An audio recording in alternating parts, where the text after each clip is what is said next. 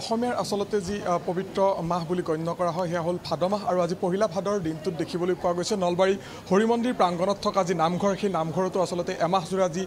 তেওঁলোকৰ দিহানাম আৰু নাম প্ৰসংগ সেই নাম প্ৰসংগ অনুষ্ঠিত হৈছে পুৱাৰে পৰা আচলতে ইয়াত যি নাম প্ৰসংগ সেই নাম প্ৰসংগ চলি থকা পৰিলক্ষিত হৈছে আৰু এইবাৰ দেখিবলৈ পোৱা গৈছে যি ভাদ মাহজোৰা দিহানাম আৰু নাম প্ৰসংগ যি তেওঁলোকে অনুষ্ঠিত কৰিছে আৰু তাত আয়তীসকলৰ মাজত এটা প্ৰতিযোগিতাৰ তেওঁলোকে আয়োজন কৰিছে এই মুহূৰ্তত আমি দেখুৱাইছোঁ যিহেতু তেওঁলোকৰ যিখিনি কাৰ্যসূচী এই কাৰ্যসূচী আৰম্ভ হৈছে আমি দৰ্শকসকলক সেই কাৰ্যসূচীৰ কিছু দৃশ্য দেখুৱাই লোৱাৰ চেষ্টা কৰিছোঁ কাৰণ নলবাৰী শ্ৰী শ্ৰী হৰি মন্দিৰ প্ৰাংগণত থকা যি নামঘৰ এই নামঘৰত এইবাৰ ভাদ মাহজোৰা যি দিহানাম আৰু নাম প্ৰসংগ অনুষ্ঠিত হ'ব তাত নলবাৰী জিলাখনৰ ভিন্ন প্ৰান্তৰ পৰা কেইবাটাও নাম দলে অংশ ল'ব আৰু এই মুহূৰ্তত যিহেতু যি ইয়াৰ উদ্বোধনী অনুষ্ঠান সেই উদ্বোধনী অনুষ্ঠান আৰম্ভ হৈছে আমি সেই দৃশ্য কিছু দেখুৱাই লোৱাৰ চেষ্টা কৰিছোঁ যিহেতু ইতিমধ্যে তেওঁলোকে নাম প্ৰসংগ চলি থকাৰ সমানে সমানে যি তেওঁলোকৰ প্ৰতিযোগিতা অনুষ্ঠিত হ'ব সেই প্ৰতিযোগিতাৰ উদ্বোধনৰ বাবে এই মুহূৰ্তত যিসকল উদ্যোক্তা সেই উদ্যোক্তাসকল সাজু হৈছে আমি পোনে পোনে কিছু দৃশ্য দেখুৱাই লোৱাৰ চেষ্টা কৰিছোঁ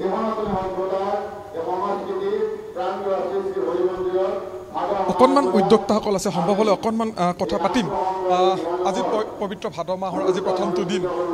গোটেই নলবাৰীবাসীৰ ভিন্ন প্ৰান্তৰ পৰা আচলতে ইয়াত কেইবাটাও নাম দলে অংশ ল'ব কি ধৰণে প্ৰতিযোগিতাখনৰ আয়োজন কৰিছে কি ক'ব বিচাৰে পবিত্ৰ এই ভাদ মাহত আজিৰ পৰা এমাহ জোৰা কাৰ্যসূচীৰে এই শ্ৰী শ্ৰী হৰি মন্দিৰৰ এই অনুষ্ঠানত ভাদামহীয়া নাম প্ৰসংগ আৰু দিহানাম প্ৰতিযোগিতাৰ আমি আয়োজন কৰিছোঁ যোৱা বৰ্ষৰ পৰা এই ভাদামহীয়া নাম আমাৰ ইয়াত আৰম্ভ কৰা হৈছে আৰু ইয়াত নলবাৰী জিলাৰ পৰা বিভিন্ন প্ৰান্তৰ ইয়াত আয়তীৰ নাম দলে ইয়াত অংশগ্ৰহণ কৰে আৰু এটা ধৰ্মীয় পৰম্পৰাৰ এই অনুষ্ঠানটো মানে জাকত জিলিকা কৰিবলৈ লৈছে আৰু প্ৰথম কথাটো হৈছে এই পবিত্ৰ মাহত আমি প্ৰতিজনে এই ভাদা মাহত কাৰণ মহাপুৰুষ দুয়োজনাৰ তিথি বুলি কয় আৰু এই পবিত্ৰ দিনতে এই ভাদা মাহৰ নাম গ্ৰহণ কৰে আমাৰ প্ৰতিজন অসমীয়াই আধ্যাত্মিকভাৱে আমি প্ৰতিটো পৰিয়াল আধ্যাত্মিকভাৱে শক্তিশালী কৰিব লাগিব আৰু নতুন প্ৰজন্মকো আধ্যাত্মিক দিশেৰে আমি আগুৱাই লৈ যাব লাগিব আৰু এই চিন্তা চৰ্চাৰে ইয়াত এই অনুষ্ঠানটো আয়োজন কৰা হৈছে নিশ্চয়কৈ অকণমান আন উদ্যোক্তাসকল আছে অকণমান আগুৱাই আহিলে সুবিধা হ'ব অকণমান আগুৱাই আহক আজি পহিলা ভাদৰ দিনটোত দেখিবলৈ পোৱা গৈছে পুৱাৰে পৰা এটা আধ্যাত্মিক পৰিৱেশ বিৰাজ কৰা পৰিলক্ষিত হৈছে কি ক'ব বিচাৰিব এইবাৰ এমাহজোৰা ইয়াত নাম প্ৰসংগৰ আয়োজন কৰা হৈছে আটাইলৈ নমস্কাৰ শ্ৰী শ্ৰী হৰি মন্দিৰৰ উদ্যোগত বিগত বৰ্ষসমূহৰ দৰে এইবেলিও আমি আজি 18 আগষ্ট 1 ভাদৰ পৰা 17 ছেপ্টেম্বৰ 30 ভাদলৈ আমি এমাহজোৰা কাৰ্যসূচীৰে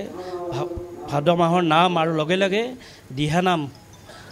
দিহানামৰ আয়োজন কৰিছোঁ আৰু এই দিহানামৰ পৰা 91তম যি ৰাস মহোৎসৱ হ'ব এই ৰাস মহোৎসৱৰ বাবে কেইবাটা দল নিৰ্বাচন কৰা হ'ব ইতিমধ্যে অসমৰ বিভিন্ন প্ৰান্তৰ পৰা বিভিন্ন দলে যোগাযোগ কৰিছে আপোনালোকে দেখিছে আজি ইয়াত কমেও 10-12টা দল ইতিমধ্যে আমাৰ মাজত আহি উপস্থিত হৈছেহি গোটেই সমগ্ৰ ভাদ মাহটোৱে এটা ইয়াত নাম কীৰ্তনেৰে এটা উখল মাখল পৰিৱেশ ইয়াত বিৰাজমান হৈ থাকিব আৰু আমি সমূহ নলবাৰী ৰাইজৰ লগতে অসমবাসী ৰাইজক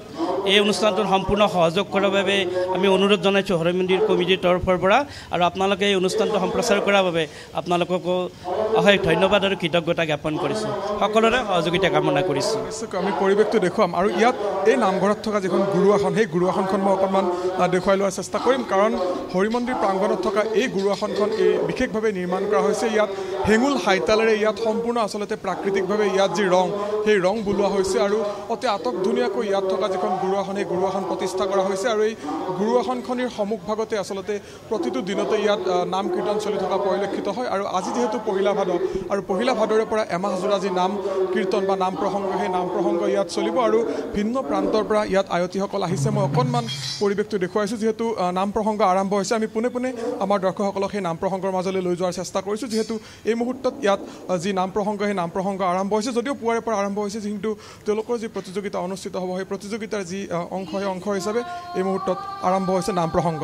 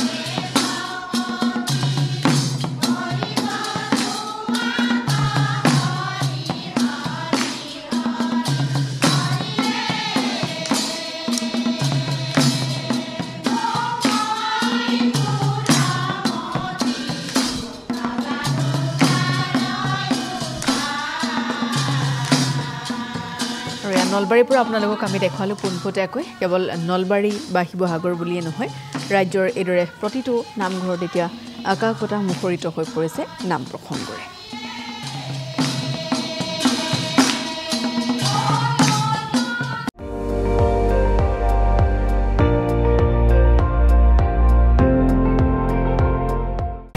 আপুনি চাই আছে ND24 সৰ্বশ্ৰেষ্ঠ নহয় সৰ্বোত্তমৰ দৌৰ